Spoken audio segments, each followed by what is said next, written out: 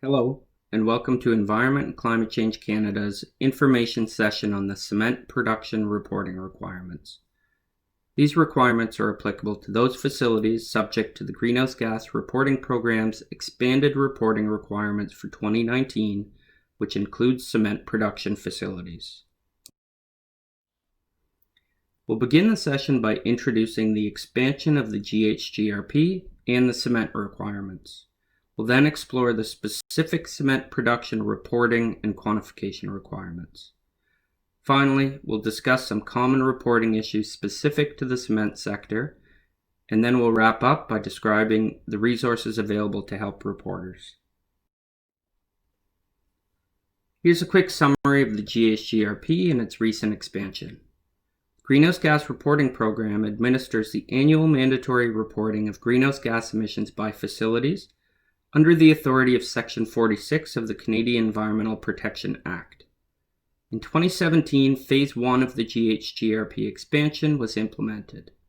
This phase included the following changes. First, the reporting threshold was lowered from 50 kilotons to 10 kilotons in carbon dioxide equivalent units. And second, the lime, cement, aluminum, iron, steel, and carbon capture, transport, and storage sectors were required to quantify their emissions using prescribed methods and report additional data that is associated with those calculations. In 2018, we implemented Phase 2 of the expansion. Similarly, there are additional requirements by sector. Specifically, this includes ammonia, base metal, electricity and heat, ethanol, hydrogen, mining, nitric acid, petroleum refining, and pulp and paper sectors. For 2019, while some small adjustments have been made, this year continues the same requirements from the first two phases of the expansion. Cement production reporting requirements are contained in Schedule 9 of the 2019 GHGRP notice, and prescribed quantification methods are included in Section 4 of Canada's Greenhouse Gas Quantification Requirements. Cement production is defined as all processes used to manufacture Portland and ordinary Portland cement, masonry cement, as well as pozzolanic or other hydraulic cements. These processes emit CO2 from the calcination of feed materials and oxidation of raw materials. Note that while not discussed in this video tutorial, fuel combustion and flaring reporting requirements are applicable to cement facilities as well. These requirements are discussed in a separate video tutorial. With respect to reporting requirements, the annual carbon dioxide emissions must be reported from clinker production, cement kiln dust not recycled back to the kiln, and from organic carbon oxidation. Production and associated data must also be reported. Monthly clinker and quarterly CKD quantities are to be reported along with associated emission factors and calcined and non-calcined calcium and magnesium oxide contents. Raw material quantities and their organic carbon content must also be reported. In each case, the methods used to quantify emissions must be reported. With respect to quantification, a methodology is prescribed which estimates emissions based on the calcination in clinker production, cement kiln dust, and also inclusion of emissions from the oxidation of raw material. Continuous emissions monitoring systems, or CEMS, may also be used.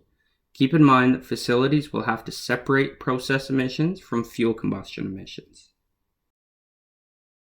Facilities that are subject to the Federal Output-Based Pricing System regulations, or the OBPS, may be aware that there are required methods to follow for quantifying emissions to be reported in the OBPS annual report. These methods are also allowable for your GHGRP report. Please note that the OBPS regulations refer to the GHGRP's 2017 methods for quantifying fuel combustion and cement production process emissions. In the GHGRP reporting module, there is a section where you must indicate if you are using these methods for your GHGRP report. If you select yes for this option, the methodologies that you can select on the subsequent screens no longer refer to the 2019 GHGRP methods. They refer either to the 2017 GHGRP methods or other applicable OBPS methodologies. Note that it is not mandatory to use the OBPS required quantification methodologies for reporting to the GHGRP. It is an option for those facilities subject to the OBPS regulations. Further, in the OBPS reporting system, there is a function provided that will generate an OBPS to GHGRP printout based on the emissions you're reporting in the annual OBPS report. This is not intended for facilities that are subject to expanded GHGRP requirements. In the GHGRP report, after reporting the detailed information for each applicable activity, there is a function that automatically populates the total emissions categories based on the previous emissions information provided. Therefore, there is no need to use the printout.